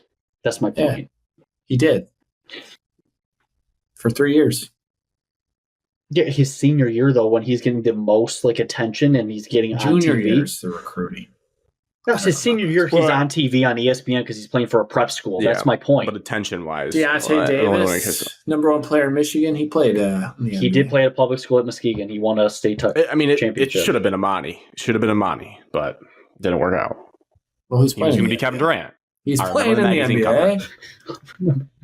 I'll never forget where it was when he committed. Yeah, it's on the Cavs. It's at MSU. Yeah, I'll never forget where it was. Where were you? I was in the cart barn at Raisin Valley working. Jalen Johnson was the number 1 player in Michigan in 2014. Who was? Jalen Johnson, the kid we played against. Yeah, he went to Louisville because of all the strippers every Patino bought him. He was number 58 in the country. Yeah, we smack talked him before the game. 6'9" wing player that could run like a deer. Dude, he was huge. He was really good, but I didn't think he was ever going to be like. I didn't know. I never knew during that time that he was ranked that high. I knew it in warm-ups. So one look at him, like, yeah, that guy's good. Cody and I smack talked him, then he threw down a vicious dunk in our faces, and I was like, I remember that. I played him in good luck, guys. Do not hurt me. Speaking of adding talent to our teams, are there anybody? It doesn't have to be guys you're actually talking to. You can do that. You can give predictions if you're in the blog boy stuff, or you can just say guys that you'd really love for your team to get out of the portal if you could pick 1 or 2. Last state of Michigan player that played public basketball in the state of Michigan, 2013. Mm-hmm. James Young, number 1 player in the country. Went to Kentucky. Yeah, that's 2 number 1 players plus Devin Booker in the last. Whatever. His dunk actually got upstaged by Heidi from Purdue. That was the coolest thing in the entire game. Dunk last night to compare it. You're such a dork. It's cool dunk. What did you think though? What did you think comparing them side by side? The Purdue dunk was better. The James Young dunk was a bigger moment because the game. You're telling me a putback dunk when you're down 13 was better than what James Young did? The actual dunk itself was better. You didn't listen to what I said. The James Young dunk was more important in the moment. It was like 5-5. It was like the beginning of the game. Wrong. There's 10 minutes left in the game. No way. Yeah, that was a first half. That was a first half dunk. No, they were down. They were down 9 in the second half when he dunked that. No way. Yeah, I'm bringing it up. Check this. Evan? 10:48 left in the game. 48-39 UConn, and then he throws it down, and they go down 7. Oh, and then 6 after he makes the free throw. 6-point game. 10 minutes left. Evan, who do you want out of the portal? Who do you want on your basketball team? I really don't like the transfer portal. Me and Tom would see eye to eye. Smash a few beers over. But then also you like the football portal. I like the news about it. I just like watching other people transfer from teams. I don't like players leaving my team. I get upset about it. Even when they stink, yes, you notably get upset. Well, there was some players that I watched, and I was like, "This person needs to leave this spring practice right now because he sucks." I've watched a couple. I was out there working, and I saw a couple football players. I was like, "There's no way in hell this guy's in Division I." Remember, Evan was devastated when Thomas Kithier left. Yeah. I was pissed off because of what you told me about him. Right. Which I did not come up with that stuff. I just read it. You did. Just the fact that you had to tell me that information pissed me off. This was literally the start of the Blog Boys saga. Yeah, that was the first time I used the Blog Boys. Yeah, it was so stupid. Here, I'll actually... They all did transfer. That was right. I'm so bad. I tried to stay out of the grant, so I would... I pulled up the top 15 for you. Can you guys read that, or is it too small? I can see it. People say we have to get a post player. I really don't think we need a post player. No, we do. We only have 2 on the roster. We have 2 on the roster. Booker, you know who I think would be really good for you guys? We have 3. Book, Cooper, and Kohler. Booker is a 4. The fact that people still think he's a 4, he can play 5. He can play the 5. He can play 5. He doesn't want to play 5. Well, then transfer out. This is super easy for him to not play 5. Stay. This is super easy. Have him away from the block. Boom, 5 out. Okay, that was problem solved. Well, that's... Yeah, I don't get why people... I get so... That irks me when people have these rigid rules. What's the argument for him not being able to play the 5? He doesn't want to play the 5. He said it publicly. I don't want to play the 5. I don't want to play on the block. because it's not a skill set. But I think you don't have to play on the block. I think in fairness, like he's also looking probably at his future, like NBA. Yeah, like he's not this block player. But this guy, like Jaren Jackson, played the 5 for us, but he's like thick in comparison to Booker. Should be a lot bigger next year if he cares about his life. Well, I'm sure he's going to try. But I think Booker playing the 5 will also help him defensively to where he gets more recognition or NBA scouts looking at him. 100%. If he can't play the 5, then Jaren Jackson leads Michigan State's block record after 1 year. Yes. Well, Tillman has. Mo Wagner was like 6'9" and played the 5. He made it to the NBA. Is he amazing? No, but he's really let's good in just college. be honest. The 5, the 4, the 3, they're all like interchangeable in basketball these days. There's not really like set positions. It's exactly that. It's a little bit more set than the NBA. Let me tell you this, Grant. Xavier Booker's never going to be a sit on the block, post up Nick Ward type of basketball player ever. That's never going to happen. Well, that's because Tom needs to scheme his offense around that if he's going to be the feature player. You need to have a little 5-out motion. 4 in, 1 out. As he plays 4 out, 1 in. I'm sorry. Imagine 4 in, 1 out. That'd be chaos. It wouldn't work. But yeah. I think you guys should go after this guy, number 15, Toby Awaka from Tennessee. I think he'd fit the grit and grind Michigan State style perfectly. He just entered today. Yeah, I think Tom should be calling him tonight. Actually, right now, he should be on the phone with him. I think I would really like the Indiana State wing player. I think he's a Michigan State basketball player. He entered today. Starts with a C? Cronwell something? No. Oh. It's like... starts with an E? Mark Mitchell's in the portal? He entered today, too. Jason Kent. Jason Kent. Who's Jason Kent? 6'8" wing. Average 14. I will say one thing. I do like getting transfer players like that are upgrading their talent. Upgrading their situation. I don't like the lateral changes. Now, granted, I mean, you could argue, okay, Joey Hauser came from that was Marquette. It's a Power 5 school. You know, Aaron Harris came from West Virginia. But I mean, success. I see a lot of more success in transfers, like upgrading their talent when they're underlooked. This kid's a hooper. Yeah, Jason Kent. I mean, look at Baylor's number 1 player was from Toledo. Tennessee Connect was from Colorado. Nelson from Alabama was from North Dakota State. Yeah. I have a Tyson Walker, Northeastern. Lance Jones from Purdue was from Southern Illinois. But Southern Illinois had the guys that jump up. Kid from Illinois. Oh yeah, Damask. Yeah. So like, they have a bit more hungry, and I feel like they're not so much like tension in the locker room. Of like, hey, I'm here to. They're not as entitled as a Caleb Love. They're more. I feel like they're more team oriented. You don't see as much beef. Like Caleb Love, as much as I think he should have been a lottery pick after his Final Four. What is it, like 3 years ago now? Obviously, there was drama there. He was better off to leave North Carolina. North Carolina wanted him gone because of the situation. RJ Davis, he bounced around and it didn't help him at Arizona. But I'll take that. I like the upgrades. I like the upgrading. Upgrading's exciting because then the highlight tape, you get to watch him just dominate lower competition, and you think like, oh my god, he's going to do that at us. And in Tyson Walker's case, he did do that. So you're like, oh my god, you think of how stupid some of these coaches are. Like, you could have easily had Connect and Nelson on your team, both of them at the same time. Mm-hmm. Come from mid-major. I mean, Northern Colorado. These like younger guy, like lower level schools, when they go into the portal and they have those big gaudy stats, they're getting recruited heavily by these top programs. I get that. I 100% get that. So you can't just get whoever you want.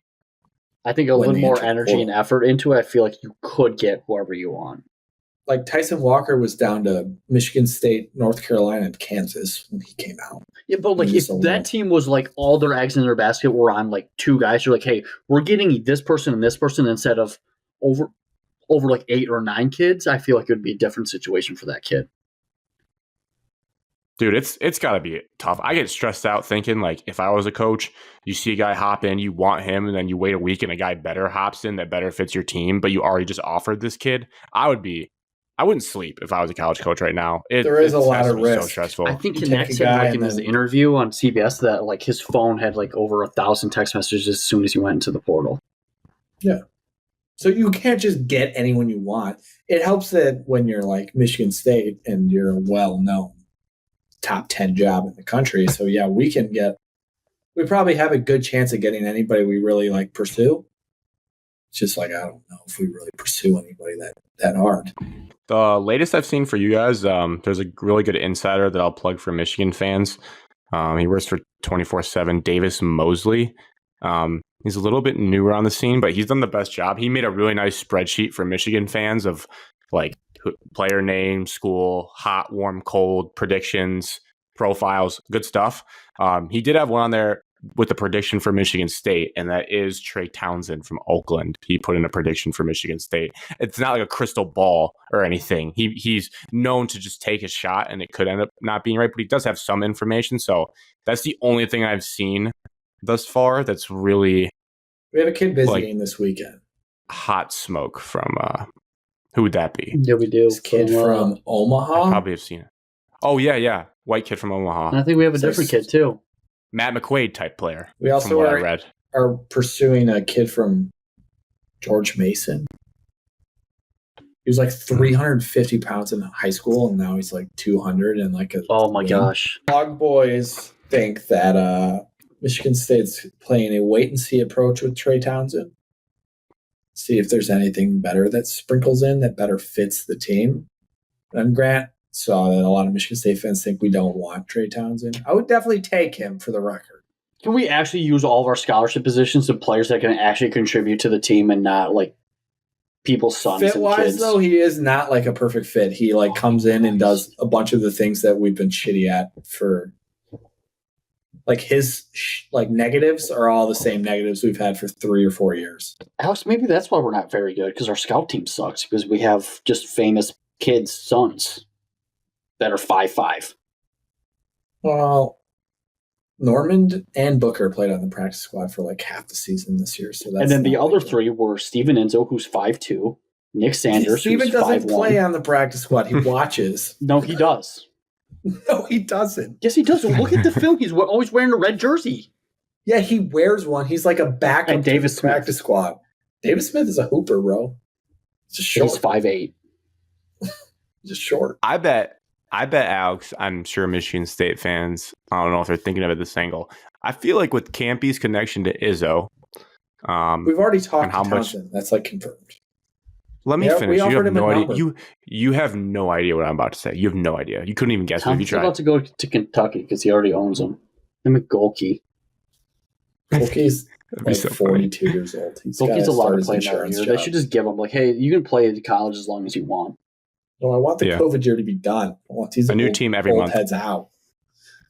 It was good for basketball to watch. Say that Alex would not predict is that I think with the connection to Campy and the trust he has, you could get Townsend to be a 6-man off the bench, and I think that would be perfect for a spark plug to come in and score like a microwave and heat up.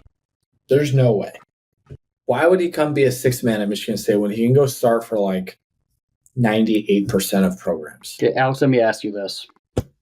Campy. How many games was Oakland on TV this year? Probably like 10 to 11. Okay. How many games was Michigan State on TV this year? Yeah, but that's not the point. Look at Rocket. Maybe he saw what happened to Rocky. He's like, wow, Rocket was a starter at Michigan State, and he's like the fourth best player on our team in Oakland. Maybe I would be a 6-man. He'd be fine as long because he's going to shoot a lot. Kentucky in the NCAA tournament. He still played like 25 minutes. I'm not saying he's going to play like 15 minutes. Rocket but he doesn't Kentucky. have to start. I wasn't talking about Rocket. I've been talking about Townsend. I thought you said Rocket dominated. He's not the third best player. Rocket didn't dominate diddly shit. No. Okay. He made a good pass. Townsend could go. My point was Townsend can go start on all these like teams that would get a bunch of national TV time if that's what he wanted. Like who? Give me some options. Michigan. He can go start at Michigan tomorrow. Well, that's a very good point. That's a very good valid point. Ohio I like State, the Virginia kid that's in the portal. I like a defensive guy. Dude, we need shooters. Baskets. You can always practice shooting. How do you get better at shooting? Shoot the ball more. You actually had a point guard who maybe he didn't practice, but he definitely didn't figure out how to shoot. It's 30-something%. Tyson was like, I want kids who can whack. Evan, we needed Joey Hauser, a guy that can shoot threes. Oh, it all comes back to Joey. How much we miss him, and everybody freaking hated him. All roads we didn't hate him back to last Hauser. Year. We haven't had like good shooting since the Cassius Since years. Joey Hauser. Well, we were actually pretty good at shooting last year, not this. Like the Joey stretch this year when we were the number 3 team, 3-point shooting percentage. Yeah, but the last 2 teams, I remember that. They're like 350th in attempts per game. Like they don't even shoot. Alex, it was going to be a problem. It's been like that for 2 years. No, we got shooters. So I don't know if you do. Jaden Akins was a 45% shooter last year, and then this year he was poopy. I can't explain how you drop that much. I don't know. The ball doesn't go on the rim. I know, but like, it's not crazy to think he would have continued to be pretty good at shooting. Also, Jaden Akins entering the transfer portal. You heard it here first. I'm telling you, dude. That's Evan, I don't even want to hear it. There's a lot of flip-flopping in his camp right now. It's not anywhere in a great nutty place. Family. I told you this. His family's crazy. They think he's Kobe Bryant and that he demands like millions of dollars in the NIL market. No, he's Jaden Akins. Who's giving? What school's giving him millions of dollars? No one. He's going to go away. What school is shelling out millions of dollars for a basketball player? No one. Dude, a lot of schools are giving $1 million. Like who, though? I want to know those schools. AJ Storr didn't even get $1 million. Correct. He actually did. Well, no, yes, he did. Got $900K from Illinois. He got $750,000. Is he committed somewhere? Is Storr going somewhere? No, but he got offered. It's Illinois. He's going to go to Illinois for $900,000. Unless Brad Underwood bounces for Kentucky. Oh. Talk about a locker room cancer. AJ Storr has been to 5 schools in 5 years, and that includes high schools. Correct. Correct. So it's probably not a fit. Evan, next time I see any of these, because sometimes Trilly will post like actual offers that were made to kids, I will screenshot and send to get you a picture of what like some of these kids are getting, and it's crazy. Just make sure it's not like Jaden Akins or any like Michigan State kids. If it's non-Michigan State, I'm all for it, Grant. Because do you want to know what Aiden Childs gets? That is football. That's 100% different. Well, what do you think? 1.5, 2. Yeah, that's like 1. With a brand new car from every dealership in the area. You know what Xavier Booker makes? Somewhere around probably 2 to 3. 750. 500. 750. Every Michigan State basketball player makes a minimum of 150. That's crazy. Like the baseline for every player on the team, they're making $150,000. I'm Greg and sitting on the bench all year and being a practice guy and getting $150,000. Yeah, I'm okay. Yes. Why do you think he looks so happy in every picture? I would be extremely happy too. He's making 6 figures to practice basketball. No wonder why they didn't give a shit if they lost. Rolling in the cash. Yeah, they're rolling in dough. AJ and Tyson were also making like 800. What the do you do with all that money as a kid? Like, what the Dude, I was thinking about imagine being in college and you're making 6 figures and you're just like, why would you go to class? Why would you want to do anything? Yeah. But you'd be the life of the party at Harper's, let me tell you. Fine. They go to Field House and just brand out the top of it. You guys may not be as interested as much, but I'm very excited about the weeks ahead for Michigan hoops. Vladimir Golden. I'm excited. From James Bond. To finally get some. It's going to be like a whole new team. I'm just. What do you mean? You're just going to be Florida Atlantic and you're going to lose to Northwestern in the 8-9 game in the Big Ten tournament. I don't think it's just going to be all Florida Atlantic. I think maybe 2 as a max, and I think he's going to spread out a lot of other people from what I've seen. The biggest name that would be like I'm fully in on Dusty May is the Blog Boy Streets are hinting at he's moved into like the top 2 for Liam McNeely, who's a top 20 prospect from Montverde, like high school kid. I was like, if we can start landing like top 20 kids like that in his first couple months on the job, I'd be in. You're doing it again. You're falling for the trap of top 20 college high school recruits and thinking that they're just going to come doesn't and be have superstars. Any like, sons that we are unaware of and can just take up 2 scholarship spots. Do you remember your number 1 recruiting class and then that team stunk like shit? The difference, Alex, is this man that's now in charge of one of the programs I root for has actually been a successful college basketball coach. The other one had never been a head coach anywhere in his entire life. Michigan State once brought in the number 1 recruiting class, and they were a 9 seed the first year, and then they won 3 Big Ten titles in a row. So the first year is never that good. Sign me up for that. Sign me right up for that. Just remember, what do I sign? The first year, they're not going to be that great because they have to learn. But then after that, they're ballers. What's wrong with taking a top 20 kid and mixing him with veterans from FAU? There's nothing wrong with that. So we're now in. Michigan will be making the tournament next year. I've gone more confident in that they will be able to get to that. Obviously, you don't know. There's like 4 kids on the team right now.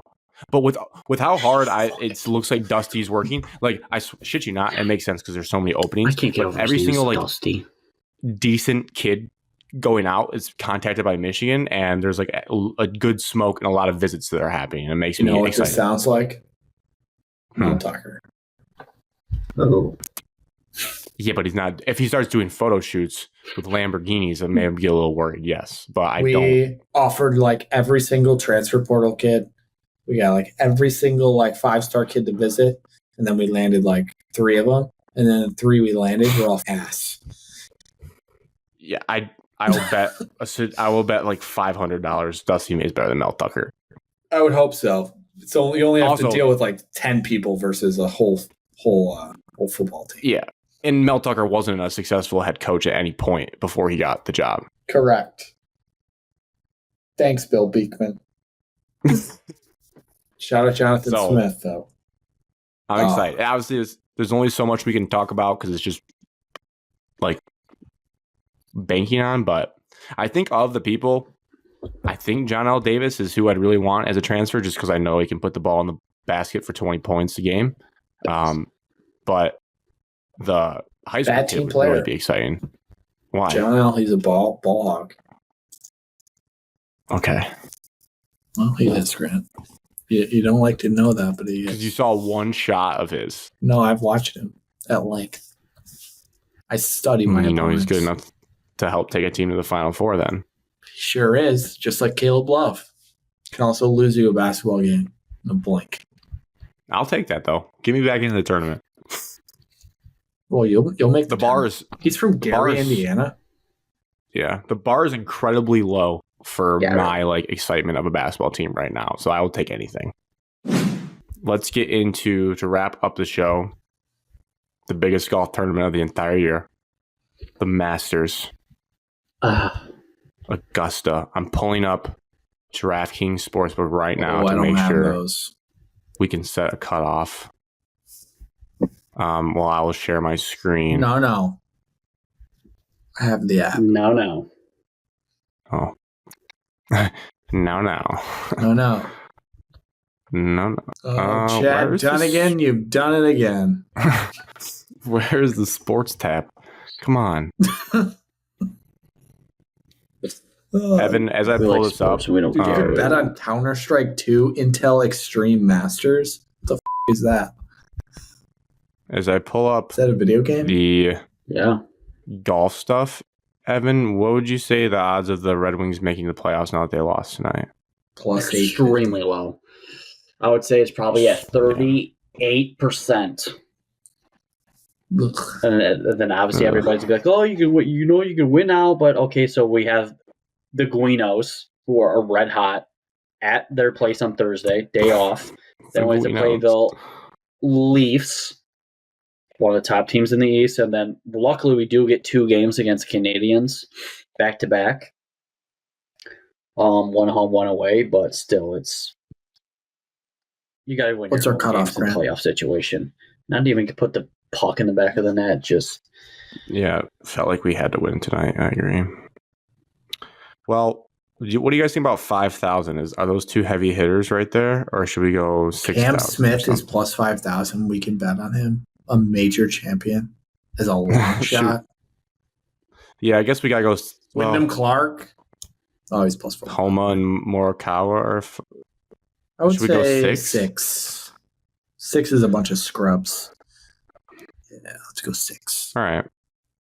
I don't really want to pull up random number generator for this. So I'm going to let Evan go first if he's ready for his favorite to start. I have a favorite. Well, I got to check in on the odds, make sure I'm not picking somebody wrong. I think I'm going to pick my guy that I pick every single year. I think I'm going to do it. Tommy Fleetwood? Nope. I'm gonna pick Xander. Nice. Xander Schauffele at plus 1,400. Correct. I think he just feel like I'm living in a simulation. I don't think he'll ever come out of that. He's not mental block, but he'll be in contention for a while. It really is always just one round or a couple holes per round that just cost him, and then he makes this comeback, but it's never good enough. But he always finishes well, and he probably makes a lot of money finishing top 10 every week. Gold medalist. Alex, go ahead and take Rory. Well, that's not my favorite golfer, Grant. You always believe in him, though. I still believe in Jordan, for the record. I don't even know if my homeboy's even playing in this tournament. Not going to pick Rory because it doesn't work. I think he is. I'll take Brooks Koepka Redemption. Wow. Led for 3 days last year and choked on Sunday, and I think this year he will be ready to go. Plus 1,800 odds. Was that the tournament because Harman was in front of him? When he was playing slow and he got pissed about it? Yeah. No, because Brooks was... Well, yeah, maybe. Because Brooks was in the final group. I don't remember Harman doing well. Grant? Take him. Just take Scotty. He's plus 450. Flip a coin. He had a decent chance of winning. You know... It's just lame. That's why I didn't take him. Our good friend Evan and co-host led the show saying just take the dominant force in UConn, and I'm taking Scotty. Yeah, it's a pretty good pick, I'd say. The reason I'm taking him, normally I wouldn't because it's not fun. The reason I'm taking him is because a couple weeks before the Players, I read a tweet that he switched to a mallet putter, and I just went to Masters odds instantly, and he was plus 900. And so I have a bet on him to win $100 at plus 900. So that's double the odds of what he's at now. So I'm just riding that future. I also have a future on our boy Spieth, but his odds have dropped since I placed the bet. He was plus 1,800 at the time. Now he's 2,500. But I will be rooting for Spieth. He played well last week. That's my guy. That'd be a bigger hit, honestly, than Scotty because the odds are longer. So I would take either of them to do well. I had a couple free bets. I had a free bet today. I took Hideki to finish top 10. Hideki Matsuyama. A lot of hype around him. And then there was a stat I saw about strokes gained. I don't know if it was just strokes gains. Maybe it was tee to green. There was some stat like they do for the NCAA tournament where they narrowed out the past 10, the last 12 of 12 master winners were either this or higher in when they won. And those always suck me in. I instantly just look at that all right, so the winner's coming from this field of people. The name that was surprisingly high was Ludwig Aberg, who's plus 3,000. So Oberg. I like Oberg. Okay, I tried my best. He's really good. I know nothing about him, but he fit the criteria, so I like him. Well, bad news is this is his first Masters, so he probably won't go. Is there something about you've never the first Masters played there. For players is usually pretty not good. Fun fact: a guy I know at work is good friends with him. We text him good luck before tournaments. Wow. Yeah. Like Rico Bosco and Nate Oates. Yeah. Sure. All right. So are we doing plus 6,000 on this or higher? Yep. It's going to be tough. You're taking major Ricky champion Brian Harman. Lock it in. Boom. Ricky, my guy. Where is Ricky? How far is he? Plus 11,000. Yeah. 14,000? Yes. Holy shit. Oh, yeah. Alex? I'm in it for the fans. Let's go with plus 14,000 also. You're picking Tiger. Tom Kim. Any notes about Tom Kim? He's super young, but he is like all the talent in the world. He's like a super quirky guy. And he finished 16th last year. God, I need to get back Masters. on DraftKings. Justin Rose at 13,000 just screams that he'll be there on day 2. No, and then he'll fall off. No. I got a guy for you, Grant. I have a guy I'm looking at. It's plus 10,000. Okay, not the guy. This is just total vibes, and I like that he at least gave his all at the Ryder Cup. And I want to be able to text the group, feel the burn. No, Sam Burns. Sam Burns, dude. He's garbage. No, he's not. He's 7,500. So bad at this tournament. He probably missed. Why? He's played the course before. He's played the course before. He's erratic, dude. He's not going to play well here. He's erratic. No, he's going to get Grant erratic. He'll probably miss the cut. I bet he misses the cut. You don't want to say feel the burn? You should have picked the 2 hot, trendy picks. Who are they? Denny McCarthy is playing out of his mind the last 2 tournaments. And Akshay Bhatia also is balling out and just won. Shooting star. I thought about Harris English. I feel like that name will be there. Harris. Harris looks like the most average looking dude on the planet. Just like walks onto a golf course. Paul Casey eligible? No. Is he playing? Is Paul Casey playing? No. Dude, I swear I could just go down this list with Alex and name people and just watch his reactions. But he's like, oh, yeah, he has a chance. We're like, oh, what are you talking about? Emilio Villegas is playing. Like, what do you think about Danny Willett at 100,000? Masters champion. Yeah. I like Christo Lamprecht. Not playing in this. I mean, he's dog shit. He's been robbed. Jasper Stubbs. I think if you're going to bet on an amateur to make the cut, it'd be Christo Lamprecht. Dude, no. He's 6'8". Where is he? He hits bombs. Like, what about bombs. What about this name? Santiago de la Fuenta. 250K. Don't know who that is. Scroll up a little. One sec. I'm going to place a bet on Santiago. Grayson Murray is the guy that when the PGA and the LIV thing happened and the PGA had their meeting and the commissioner of the PGA, like everyone was like bitching at the PGA commissioner about like money and stuff. And then Rory yelled like out loud, like, Grayson, if you weren't so dog shit at golf, you'd probably make more money. So he's just bad at golfing. Like, if you think about this, if you put $2 on Santiago de la Fuenta, you'd win $5K. Wait, is the third one to make the cut? No, it's top 10. No.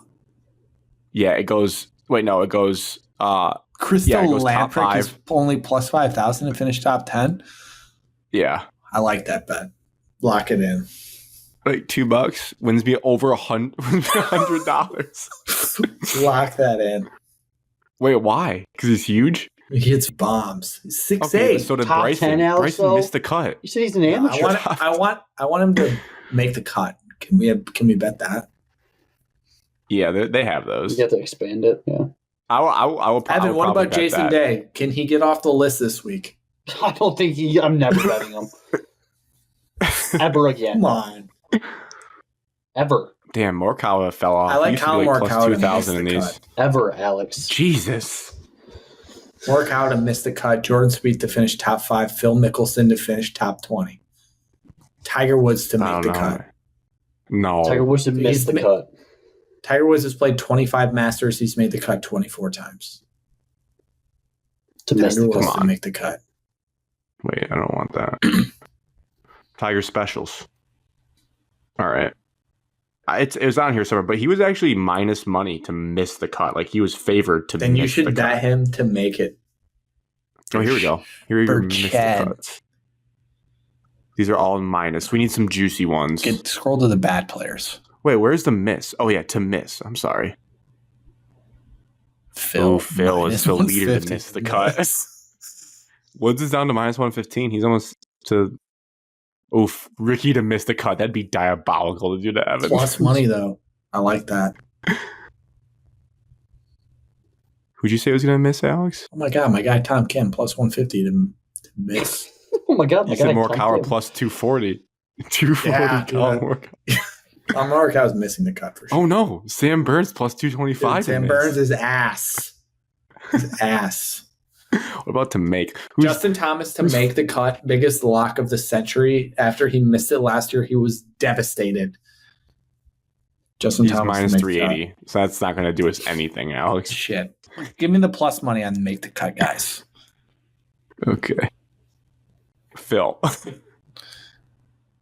That's it? There's only 2 guys that are plus money. Yeah, to make the cut. I wouldn't bet on Peter Malnati. You can do it to make the cut parlay, though. You can do all these guys to make the cut. God, there's so many options. Well, there's a lot of players. Oh, Scotty, DJ, Siwoo, and Wyndham plus 120. That feels like free money. DJ can miss. I like, Minwoo broke his hand, so not going to work. I like Ram, Thagala, Thomas, and Eric Van Rooyen to make the cut. They just throw some shitter in there. South African. They're also out there throwing some shitter in there on purpose. Just so always shitty guy in there. Let me Van Rooyen. He'll work here. Oh, all right. Well, these are juicy. These are juicy. Ooh, wait, Victor, Tommy, Finau, Clark. That seems free. Yeah, that's what the one I looked at. I was like, Finau, Victor, Tommy, Finau. Those are all Saturday players. Wyndham's first ever Masters. Shit. And Victor's been real bad this year. What about this? Smith, Fleetwood, Spieth, Zalatoris. Oh my God. Zalatoris is coming off of a year and a half long injury. Oh, that's probably why. I was like, why is that so? But Zallyman's finished second twice this year, so I like that one. I would lock that one in. Oh, I like this, though. Koepka, Connors, Burns, Spieth. No. Never bet on a Canadian. Mike Ware has something to say about that, Alex. Cam Clark. All right, so you like that. We like this plus 165 one. Smith, Tommy, Spieth, Zalatoris. No, I don't like Corey Connors. Get Corey Connors out of here. Oh, yeah. Tiger, Rory, Fitzpatrick, Homa, plus 260. Dude, you got to play some of these. We have to. What about Tiger, Hideki, Patrick Cantley, Justin Thomas? That one's great. That is free money. Tiger's not making the cut. He is. No. He hasn't had sex. What's like the highest one? Sex actually helps Knapp, you in your performance. Nicolay Holdgaard, Eric Cole, and Austin Eckroat. Oh no! Oh my God! Wow, dude, they think Ricky's going to be dog shit in this tournament. Yeah, look at this. Is your guy who's Nick Taylor, but this is Tiger, Canadian, Ricky, Tom Kim, and Nick Taylor. Nick Taylor's Canadian, plus 800. Feels like you just place it for the vibes. 2 of our guys. We'll see what happens. That's our show tonight. Good basketball talk. It's over. It's over. College basketball's over. So is the show. So is the show. Cheers to episode 162, I think.